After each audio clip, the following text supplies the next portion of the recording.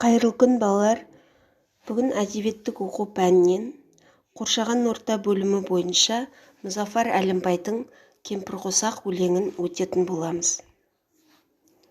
Алдымен оқулықтың 81-ші бетін ашып, сабаққа дайын отырыңыздар. Кәнеке, оқулықтағы 81-ші беттегі жұмбақты шешейік. Алдым да әр түрінен жібек жіптің, аспанға әшекейлеп кесте тіктім. Бұл не, балалар? Әрине, бұл кемпірқосақ. Ал енді кемпірқосақ қалай пайда болады? Ол табиғаттың құбылысы. Қазір біз кемпірқосақтың қалай пайда болатындығы туралы тамашалаймыз.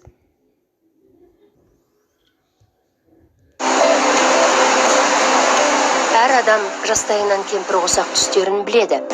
Бірақ бұл әдемі құбылыс қалай түзіледі? Кемпірқосақ пайда болу үшін екі шарт орындалуы қажет. Күн аз ғана сүйір бұрышпен сәуле түсіріп, жаңбыр суынан, тұманнан, су бүркемесінен не таңғы шықтан шағылуы керек.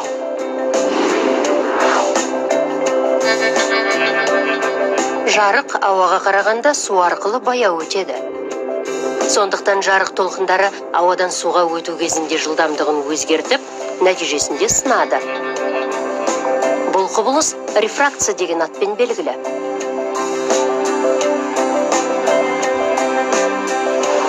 Күннің ақ сәулесі жаңбыр тамшысына енген бойда сынады. Күн сәулесі тамшының ішінде шағылып, одан шығар кезде қайта сынады. Осы процесс барысында ақ жарықты құрайтын спектр түстері түрлі түске бөлінеді. Бұл толқын ұзындығына байланысты. Әр түстің толқын ұзындықтары әртүрлі болғандықтан, кейбір түстер басқаларға қарағанда көбірек сынады. Спектрдің әртүрлі түстерін жасау үшін күн сәулесі су тамшысынан 40 пен 42 градус аралығындағы бұрышпен сынып шығуы қажет. Жарықтың әрбір жаңбыр тамшысынан нақты бір бұрышпен сынып шығу салдарынан біз кемпірқосақты доға ретінде көреміз. Кемпірқосаққа жету мүмкін емес. Өйткені оған жақындаған сайын бұл елестер басқа тамшылар жиынынан өтіп, алыстай береді. Яғни ешкім ешқашанда бұл ғажапқа қол жеткізе алмайды.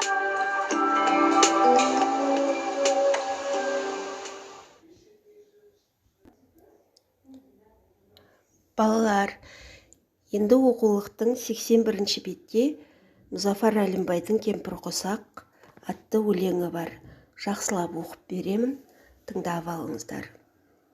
Жаңбыр жауып басылды, аспан шайдай ашылды, көкте қызыл жасылды, кемпірқосақ асылды. Мектебімнің тойдағы қақпасындай әдемі, мың құбылып жайнады, қызықтырып әдейі. Құлпырғаны қызық-ақ, 7 түрлі бояумен бір кесегін үзіп ап, үйіме кеп қоярмем. Әттең бойым жетпейді, әттең қолым жетпейді.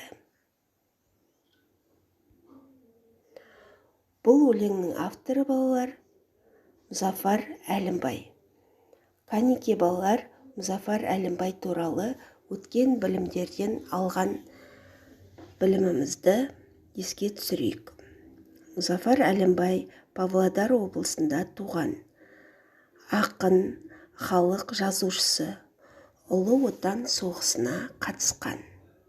Есте сақтап жүріңіздер. Балалар, енді оқулықта 4-ші тапсырманы жазбаша орындайтын боламыз. Алдымен дәптерімізді ашып, бүгінгі күннің жадын жазып, кемпірқосақ деп авторын жазып аламыз. Одан соң тапсырмаға қарайық. Мәтіннен суретке қатысты сөздерді тап және байланыстырып жаз дейді.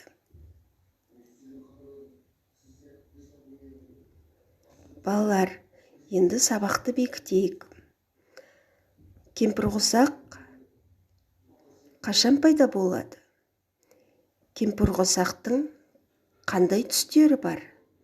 Кемпірқосақ қандай пішінді? Ал енді үй тапсырмасы.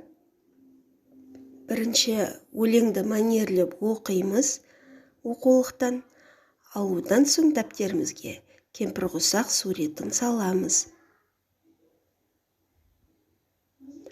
Балалар, кемпірқосақ суретін салып болған соң дәптерге кері байланыс ұшақ әдісі бойынша жазамыз. Бүгінгі сабақта немен таныстыңдар, соны жазасыңдар. Көп нүктенің орнына өзіңізге қалаған сөздерді қойып жазасыңыздар. Бүгінгі сабағымыз аяқталды. Сау болыңыздар.